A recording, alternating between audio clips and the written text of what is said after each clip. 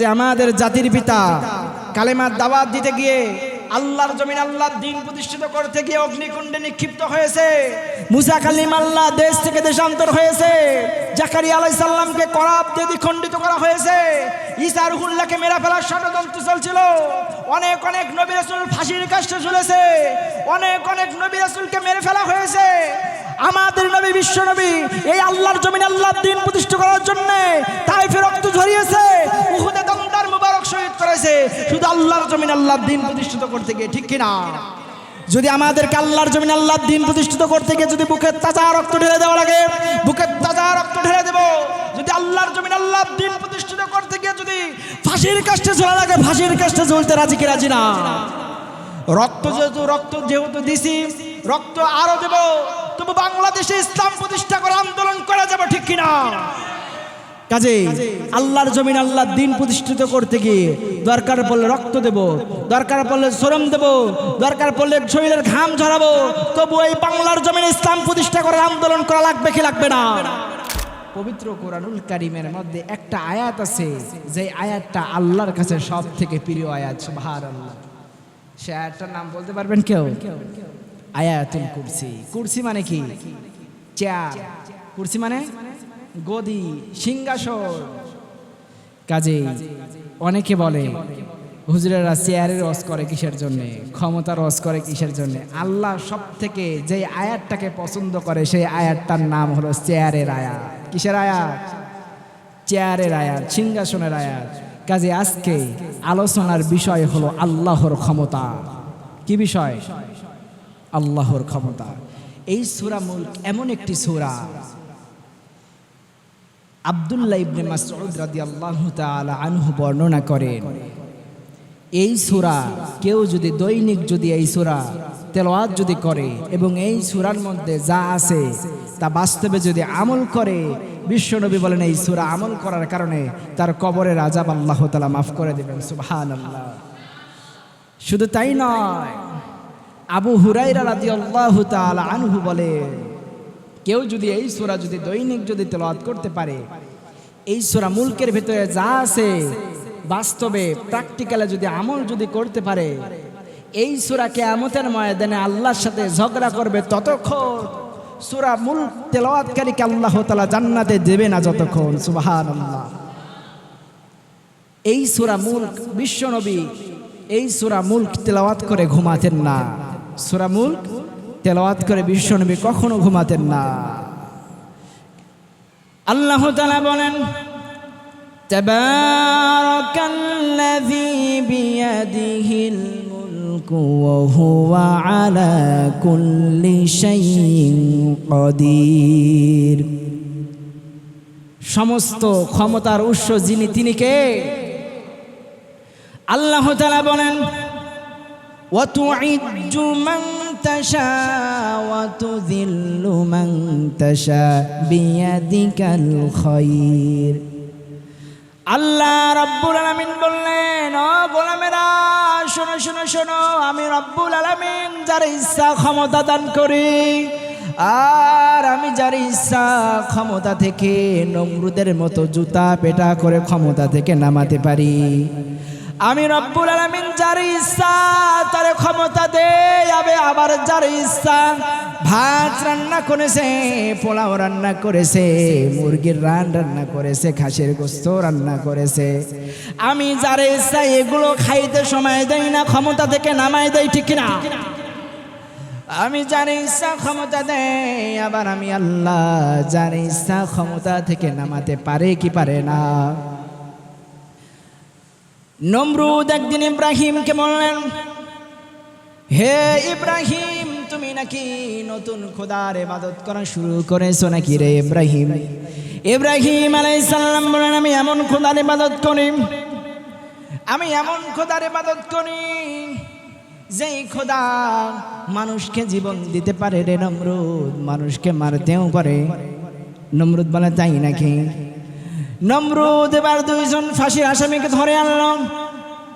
দুইজন ফাঁসির আসামিকে নমরুদ ধরে আনার পরে একজনের পেটের মধ্যে ছুরিবিদ্ধ করে দিল। লোকটা ছটপট করতে করতে দুনিয়া থেকে বিদায় হয়ে গেল। পরেরটার পেটের মধ্যে যখন নমরুদ যখন ছুরি মারতে যাবে, নমরুদ থেমে গেল, তারে আর মারলো না। এবার ইব্রাহিমকে বললেন, ইব্রাহিম তুমি দেখেছো আমিও বাঁচাতে পারি, আমিও মারতে পারি।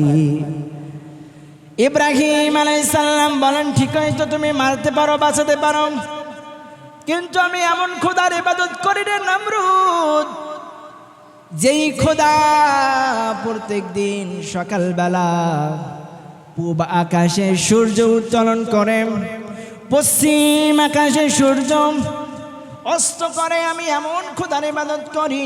তুমি যদি নিজের খোদা দাবিদার করো রে নমরুদ, তাহলে তুমি আমার খোদা তো প্রত্যেক দিন পূব আকাশে সূর্য উত্তোলন করে, তুমি যদি নিজের খোদা দাবিদার করো,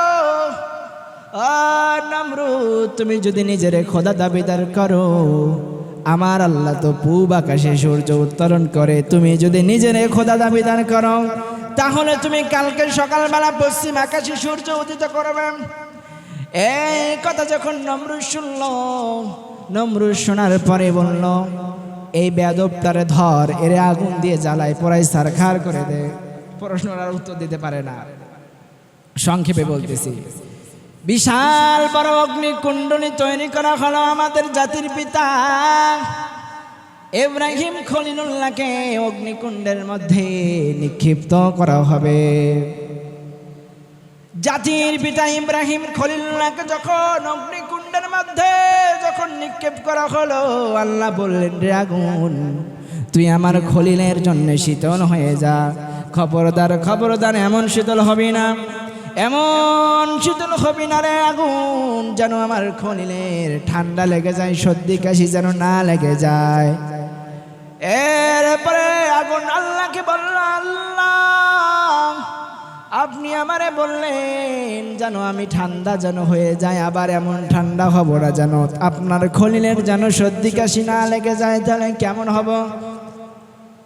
এবার রব্বুল আলামিন আগুনকে বললেন, রে আগুন তুই আমার খলিলের জন্যে ঠান্ডা হবি না, গরম হবি না, নাদুস নিদুস ভাব। কি ভাব? নাদুস নিদুস ভাব হবি, ঠান্ডাও না বেশি গরমও না। এরপরে আগুন তো ইব্রাহিমকে জ্বালাতে পারে না। এরপরে নমরুদ আগুনের চতুর্পাশ দিয়ে গোল গোল করে ঘুরে আর আগুন রে বলে, রে আগুন তোর কি জ্বালানোর ক্ষমতা কমে গেল নাকি? আগুন এবার নমরুদকে বলে, নমরুদ তুই একবার আমার ভিতরে এসে দেখ, আমার জ্বালানোর ক্ষমতা আছে না নাই, তোরে বোঝাই দেবো, একবার আমার ভিতরে আয়। আগুন কথা শুনে কার? আগুন কথা শুনে আল্লাহর অর্ডারে আগুন শীতল হয়ে গিয়েছে। আমাদের জাতির পিতা যখন বৃদ্ধ হয়ে গেলেন, ইব্রাহিম খলিলুল্লাহ যখন বৃদ্ধ হয়ে গেল, তখন তেনার নাতি নাতনিদেরকে বলতো, আমি দুনিয়াতে সব থেকে সুখে শান্তিতে ছিলাম, নমরুদের অগ্নিকুণ্ডে 40 দিন এরকম সুখে শান্তিতে পৃথিবীতে আমি কোনোদিন এত সুখ পাই নাই যত সুখ পেয়েছি নমরুদের অগ্নিকুণ্ডে। সুবহানাল্লাহ। কাজে আমাদের জাতির পিতা কালেমার দাওয়াত দিতে গিয়ে, আল্লাহর জমিন আল্লাহর দ্বীন প্রতিষ্ঠিত করতে গিয়ে অগ্নিকুণ্ডে নিক্ষিপ্ত হয়েছে। মুসা কালিমাল্লাহ দেশ থেকে দেশান্তর হয়েছে। জাকারিয়া আলাইহিস সালামকে করাব দিয়ে দ্বিখণ্ডিত করা হয়েছে। ঈসা রুহুল্লাহকে মেরে ফেলার ষড়যন্ত্র চলছিল। অনেক অনেক নবী রাসূল ফাঁসির কাষ্ঠে ঝুলেছে। অনেক অনেক নবী রাসূলকে মেরে ফেলা হয়েছে।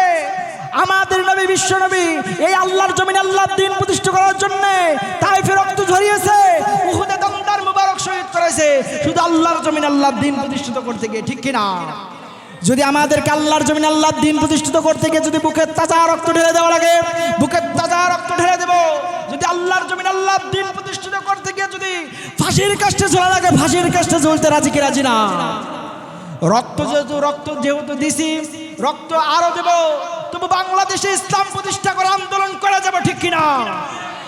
কাজে আল্লাহর জমিন আল্লাহর দ্বীন প্রতিষ্ঠিত করতে গিয়ে দরকার পড়লে রক্ত দেব, দরকার পড়লে শ্রম দেব, দরকার পড়লে শরীরের ঘাম ঝরাবো, তবু এই বাংলার জমিন ইসলাম প্রতিষ্ঠা করার আন্দোলন করা লাগবে কি লাগবে না? এরপরে নমরুদ অহংকার বশত আল্লাহর সাথে যুদ্ধ ঘোষণা করে দিল। নমরুদ কার সাথে যুদ্ধ ঘোষণা করেছে? আল্লাহর সাথে নমরুদ যুদ্ধ ঘোষণা করেছিল নাকি যে ইব্রাহিমের আল্লাহর সাথে নাকি যুদ্ধ করবে। নমরুদের কত বড় সাহস দেখেছেন নাকি, কত বড় সাহস, সে নাকি আল্লাহর সাথে যুদ্ধ করবে। বিশাল সৈন্যবাহিনী নমরুদ তৈরি করেছে, বিশাল সৈন্যবাহিনী আল্লাহর সাথে যুদ্ধ করবে। কার সাথে? আল্লাহ তাআলা প্রথমে ফেরেশতারে পাঠাতে চাইলেন, দেখে ফেরেশতার একটা পাখার বাড়ি সহ্য করতে পারবে না। এবার রব্বুল আলামিন জিনরে পাঠাতে চাইলেন, জিনও অনেক বড় হয়ে যায়। মানুষে পাঠাতে চাইলেন, মানুষও তো সমান সমান, ঠিক কিনা? এরপরে আল্লাহ তাআলা হাতিকে পাঠালেন না, ঘোড়াকে পাঠালেন না, বাঘকে পাঠালেন না। আল্লাহ রব্বুল আলামিন ক্ষুদ্রতম প্রাণী মশারে পাঠালেন, মশারে পাঠালেন। মশা একদম এমন ভাবে এসেছে, সূর্যের আলো জমিনে পড়তে দেয় না, এত মশা অন্ধকার করে ফেলেছে। একটা মশা নমরুদের নাকের মধ্য দিয়ে মাথার মধ্যে প্রবেশ করেছে। এবার নমরুদ বলে, ডাক্তার কই, কবিরাজ কই? আরে তুই না খোদা, ডাক্তার লাগবে কেন? কবিরাজ কি দরকার? তুই না নিজের খোদা দাবিদার করেছিলি, ঠিক কিনা? এবার ডাক্তার কবিরাজ এসে কোনো রোগ ধরতে পারে না। মাথার মধ্যে যখন থাপ্পড় দেয় তখন মশা কামড়ানো বন্ধ করে দেয়। এক চাকরকে বলল, রে চাকর, তোর কোনো কাজ কাম হবে না, তোর একটাই কাজ, আমার মাথার মধ্যে যখন কুটকুট কুটকুট করে কামড়াবে তুই আমার মাথার মধ্যে থাপ্পড় দিবি। চাকর এবার কয়, পাইছি এবার সুযোগ। এ নমরুদ, তুই আমার উপরে অনেক জুলুম করেছিস, অনেক অত্যাচার করেছিস, আজকে তোর সুযোগ পেয়েছি রে নমরুদ। যখন এই কামড়ায় তখন থাপ্পড় মারে। মানুষের মাথা শক্ত না নরম?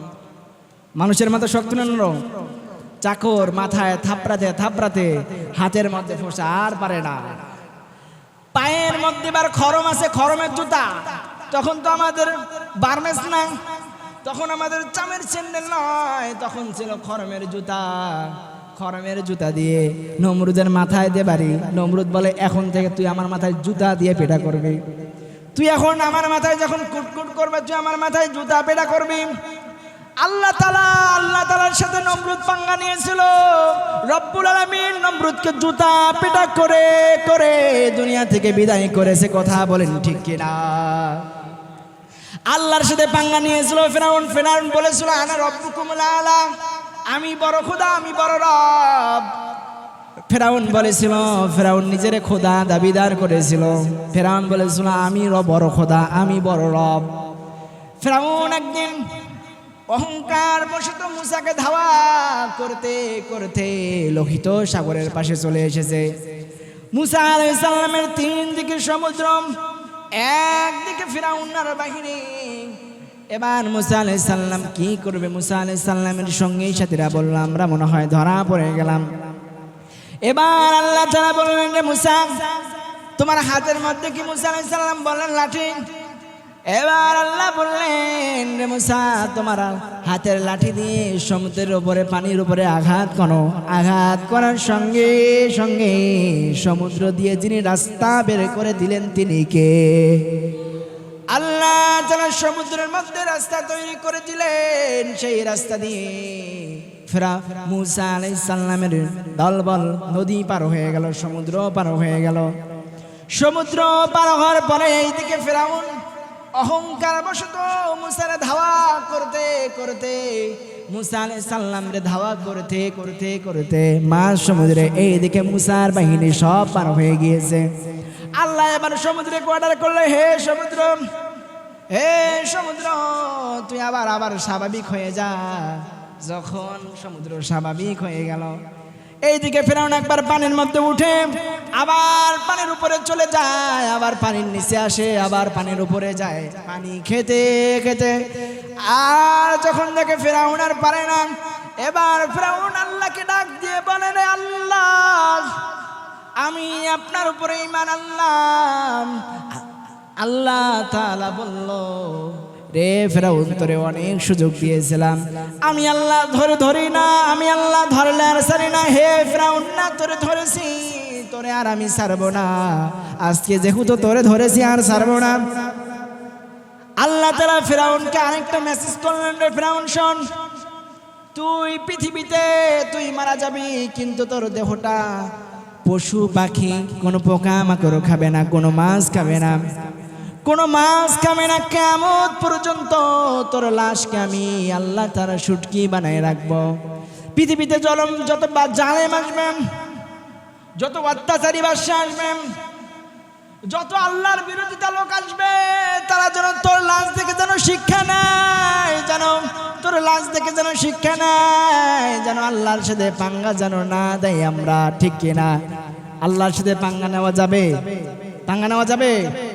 কাজে আল্লাহর সাথে পাঙ্গা নেওয়ার কারণে, ক্ষমতার বাহাদুরি দেখার কারণে নমরুদ ক্ষমতার মসনদে টিকে থাকতে পারে নাই, ফিরাউন ক্ষমতার মসনদে টিকে থাকতে পারে নাই, আবু জাহেল ক্ষমতার মসনদে টিকতে পারে নাই। যারা পৃথিবীর জমিনে ক্ষমতার বাহাদুরি করেছে তারাও ক্ষমতার মসনদে টিকে থাকতে পারে নাই, ঠিক কিনা? যারা ক্ষমতার বাহাদুরি দেখাবে, অতীতেও যারা ক্ষমতার বাহাদুরি করেছে তারাও টিকতে পারে নাই। 24 সালে জুলাইয়ের আগে যারা ক্ষমতার বাহাদুরি দেখিয়েছে তারাও টিকতে পারে নাই, ঠিক কিনা?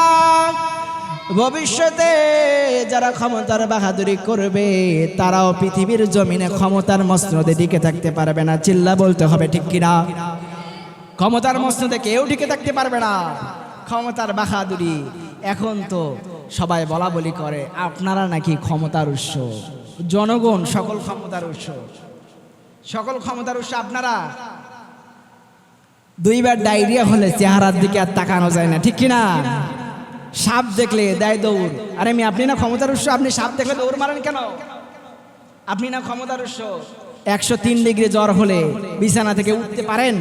বিছানা থেকে উঠতে পারেন না। পেটের ব্যথা হলে ও বাবা গো, ও মা গো, গেইলাম বাঁচাও, সবার কাছে মাপ নেয়, দোয়া নেয় যে আমার দোয়া করিও, ঠিক কিনা? আপনি না ক্ষমতার উৎস, আপনি না ক্ষমতার উৎস, তাহলে এরকম করেন কেন? আপনি না ক্ষমতার উৎস, তাহলে আপনি কাজ করলে আপনার শরীর ক্লান্ত হয় কেন? আপনি যখন ক্লান্ত শরীর নিয়ে যখন রাতের বেলা ঘুমান, আপনার ক্ষমতাটা কাকে দিয়ে ঘুমান? আর রব্বুল আলামিন বললেন লা তাখুজুহু সিনাতু ওয়ালা নাওম। গোলামেরা শোনো শোনো শোনো, আমি রব্বুল আলামিন আমাকে ঘুম এবং তন্দ্রা স্পর্শ করতে পারে না। কি করতে পারে না? আল্লাহকে ঘুম এবং তন্দ্রা স্পর্শ করতে পারে না। এখানে কত সুন্দর আল্লাহর কথা দেখেছেন। এখানে যদি আল্লাহ বলতো আমি ঘুমাই না, তাহলে নাস্তিকার বলতো আল্লাহর মনে হয় ঘুম ধরে, তারা আল্লাহ মনে হয় ঘুমায় না, ঠিক কিনা?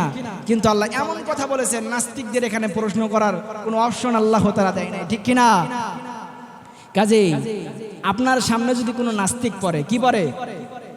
নাস্তিকেরা ডাইরেক্ট বলে দেয়ার ইজ নো গড, আল্লাহ বলতে কেউ নাই, যারা দেখা যায় না তারা আমরা বিশ্বাস করি না। ওরে বলবেন যেমন কুকুর তেমন মুগুর, ঠিক কিনা?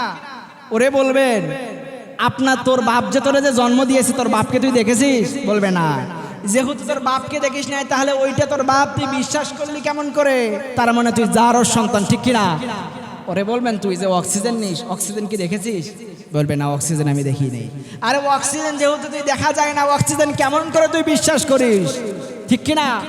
এই কথা বলে কানের নিচে একটা থাপ্পড় বসাই দিবেন। কি বসাই দিবেন? বলে আমরা থাপ্পড় মারলেন কেন? বলবেন তোরে যে আমি থাপ্পড় মারলাম, তোরে কি ব্যথা লেগেছে? বলবে হ্যাঁ। কোথায় ব্যথা লেগেছে? ব্যথা দেখাও। বলবে ব্যথা দেখা যায় না, ব্যথা অনুভব করা যায়। আরে গাধা, ব্যথা যেহেতু দেখা যায় না, অনুভব করা যায়।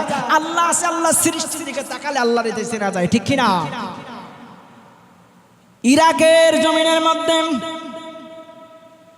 এক নাস্তিক বলে বেড়াতো আল্লাহ বলতে কেউ নাই, খোদা বলতে কেউ নাই, সৃষ্টিকর্তা বলতে কেউ নাই।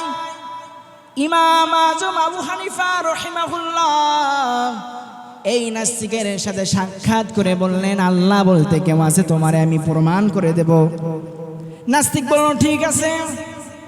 এবার নাস্তিক বলল কখন বসবেন? ইমাম আজম আবু হানিফা রাহিমাহুল্লাহ বললেন আগামী জুমার নামাজের পর তোমার সাথে আমার বাহাস হবে। কি হবে? বাহাস হবে। ও প্রমাণ করবে আল্লাহ বলতে কেউ নাই, আবু হানিফা প্রমাণ করবে আল্লাহ বলতে কেউ আছে।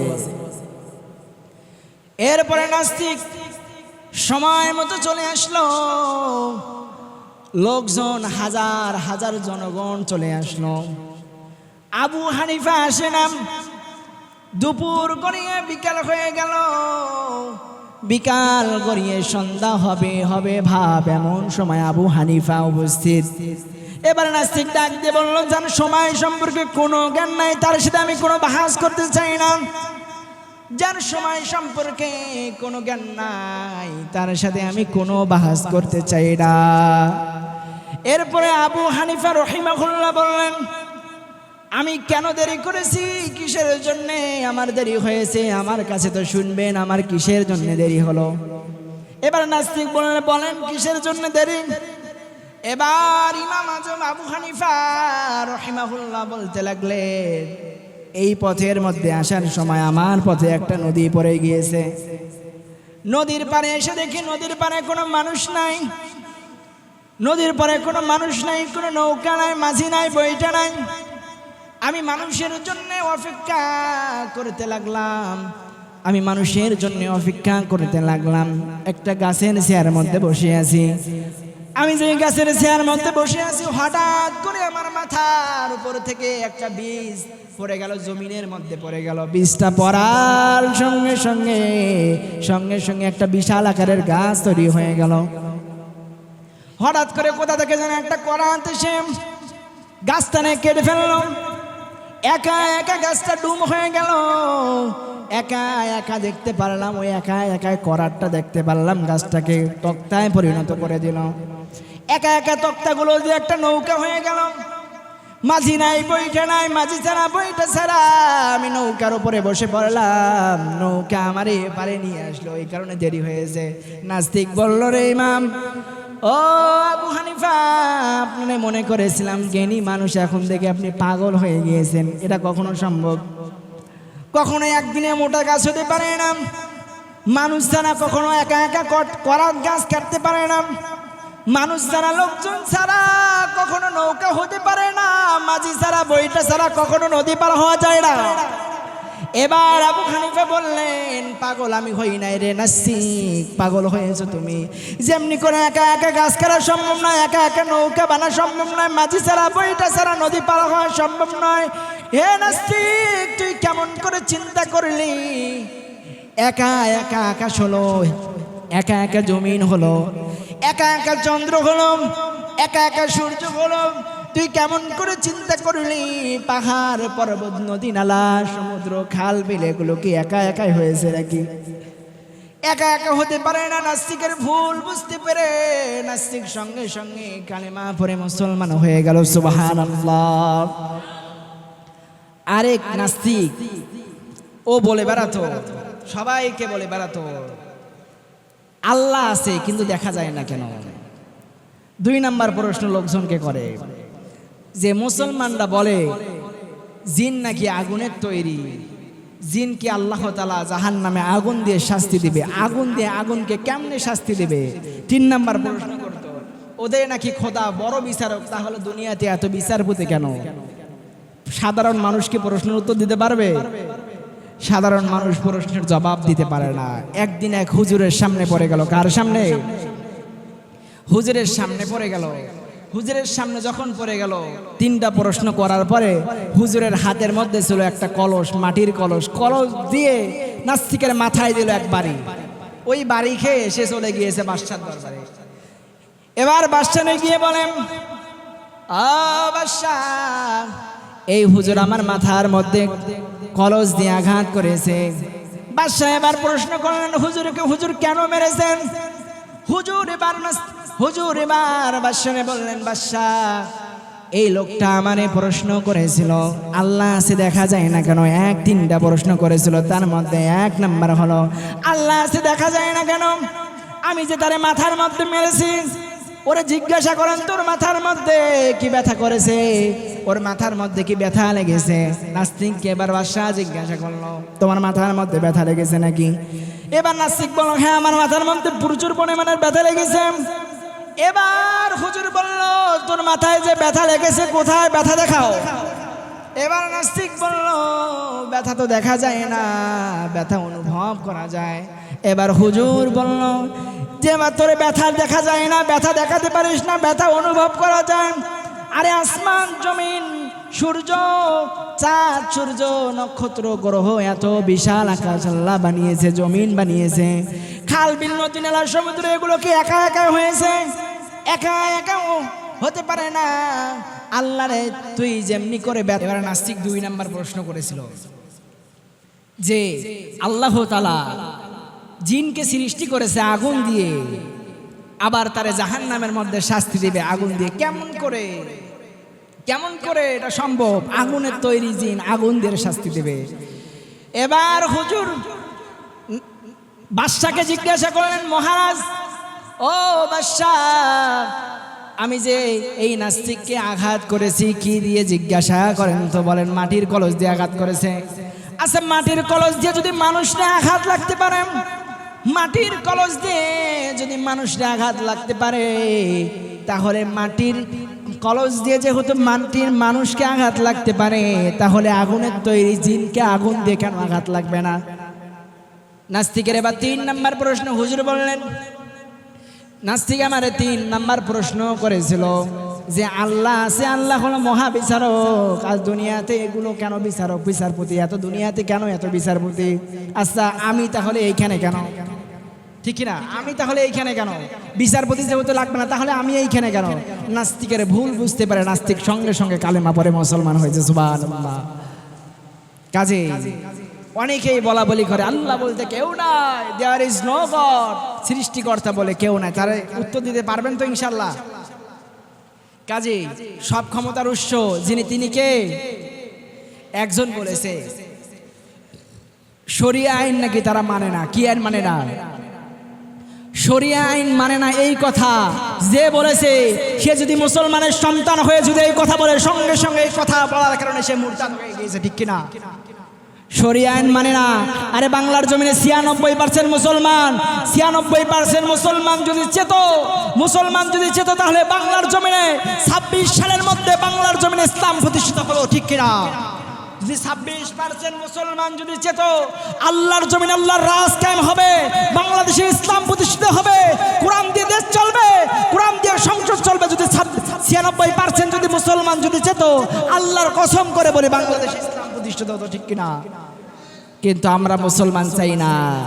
আওয়ামী লীগ করে কে মুসলমান, বিএনপি করে কে মুসলমান, জামাত ইসলামকে করে মুসলমান, হেফাজত ইসলামকে করে মুসলমান, চরমোনাইকে করে মুসলমান, খেলাফত মজলিস করে কে মুসলমান। সবাই যদি মুসলমান হয় তাহলে আল্লাহর জমিনে আল্লাহর রাজ কায়েম করতে বাধা দেয় কে, ঠিক কিনা? যারা আজকে আল্লাহর জমিনে আল্লাহর রাজ কায়েম করতে চায়, আল্লাহর জমিনে আল্লাহর দ্বীন প্রতিষ্ঠিত করতে চায়, আল্লাহর জমিনে আল্লাহর কোরআন প্রতিষ্ঠিত করতে যারাই চায়, তাদের কাছে মৌলবাদী ট্যাগ লাগা হয়, ঠিক কিনা? তাদের কাছে রাজাকার ট্যাগ লাগানো হয়, তাদেরকে জঙ্গি ট্যাগ লাগানো হয়, ঠিক কিনা? এটি খেলে মোল্লাদের কাজ, এটি মোল্লাদের কাজ। 96% মুসলমানের আপনারা কি করতেছে? আমরা যাদেরকে মুসলমান ভাবি, আসলে তারা মুসলমান না, এরা মুসলমান রূপে নামধারী মুনাফিক, ঠিক কিনা? যদি সবাই যদি মুসলমান যদি হতো, বাংলার জমিনে যদি 96% মুসলমান যদি হতো, তাহলে আজ থেকে 50 বছর আগে বাংলাদেশে ইসলাম প্রতিষ্ঠিত হতো, ঠিক কিনা? কারা বাধা দেয় এই ইসলাম প্রতিষ্ঠিত করতে? কারা বাধা দেয় জানেন? আপনার আমার মতো নামধারী মুসলমান আল্লাহর জমিনে আল্লাহর কোরআন প্রতিষ্ঠিত হতে বাধা দেয়, ঠিক কিনা? কাজে আমাদের সকলকে চেষ্টা করা লাগবে, কিভাবে কেমন করে কোন উপায়ে আল্লাহর জমিনে আল্লাহর দ্বীন প্রতিষ্ঠিত করা যায়। চেষ্টা করা যাবে কি যাবে না? চেষ্টা করা যাবে ভাইয়েরা। যদি বাংলাদেশে যদি কোরআন যদি প্রতিষ্ঠিত হয়, বাংলাদেশে যদি আল্লাহর আইন যদি প্রতিষ্ঠিত হয়, গোটা বাংলার জমিনে চোর দাবড়াদাবড়ি করার জন্য এত কিছু লাগবে না, চোর ধরার জন্য এত কিছু লাগবে না। বাইতুল মুকাররমের সামনে যদি একটা চোরের যদি হাত কেটে দেওয়া যায়, বাংলার জমিনে একটা চোর খুঁজে পাওয়া যাবে না, ঠিক কিনা? আমরা আজকে সাইকেল ধুয়ে নিরাপদে থাকতে পারি না, মোটর সাইকেল ধুয়ে নিরাপদে থাকতে পারি না, মসজিদে নামাজ পড়তে আসলে জুতা নিরাপদে থাকে না, ঠিক কিনা? যদি চোরের বিরুদ্ধে যদি আইন যদি পাশ হতো বাংলার জমিনে, একটা চোর খুঁজে পাওয়া যেত। আজকে মাদক নির্মূল করার জন্য এত বাহিনী, পুলিশ, আর্মি, বিডিআর, আল্লাহর জমিনে আল্লাহর দ্বীন প্রতিষ্ঠিত হলে বাংলার জমিনে একটা মদের ফ্যাক্টরি খুঁজে পাওয়া যেত না, ঠিক কিনা? যদি আল্লাহর জমিন আল্লাহর রাজ যদি কায়েম হয়ে যায়, বাংলার জমিন ঘুরে ঘুরে একটা সুদী ব্যাংক পাবেন না, বাংলার জমিন ঘুরে ঘুরে একটা সিনেমার হল পাবেন না, ঠিক কিনা? যদি আল্লাহর জমিন আল্লাহর দ্বীন প্রতিষ্ঠিত করার চেষ্টা করা যাবে কি যাবে না? কাজেই আমরা কি ক্ষমতার উৎস? আমরা না। আমরা ঘুমাই পড়ি, আমাদের হায়াত আছে, আমাদের মরণ আছে, কিন্তু আল্লাহর মরণ আছে। আল্লাহ তাআলা বললেন গোলামেরা শোনো শোনো, আমি শুরুর সময় ছিলাম, শেষের সময় থাকব। যখন কেউ ছিল না তখন ছিলাম আমি, যখন কেউ থাকবে না তখন থাকবো আমি। আমি থাকবো রে গোলাম। পৃথিবী যখন ধ্বংস হয়ে যাবে, আসমান জমিন যখন ধ্বংস হয়ে যাবে, তখন কেউ থাকবে না, থাকবে যিনি তিনি কে? আল্লাহ বললেন, আল্লাহু লা ইলাহা ইল্লা হুয়াল হাইয়ুল কাইয়্যুম। আল্লাহু আকবার। কত সুন্দর কথা বলেছে আল্লাহ তাআলা। চিরঞ্জীব, কি জীব? চিরঞ্জীব। তিনার মরণও নাই, তিনার কোনো লয় নাই, তিনার কোনো ক্ষয় নাই, ঠিক কিনা? কাজে যেই কথাগুলো বললাম, আল্লাহ তাআলা যেন সর্বপ্রথম আমাকে আমল করা তৌফিক এনায়েত করে দেয়, আপনাদেরকেও যেন আমল করা তৌফিক এনায়েত করে দেয়। সকলে বলুন আমিন।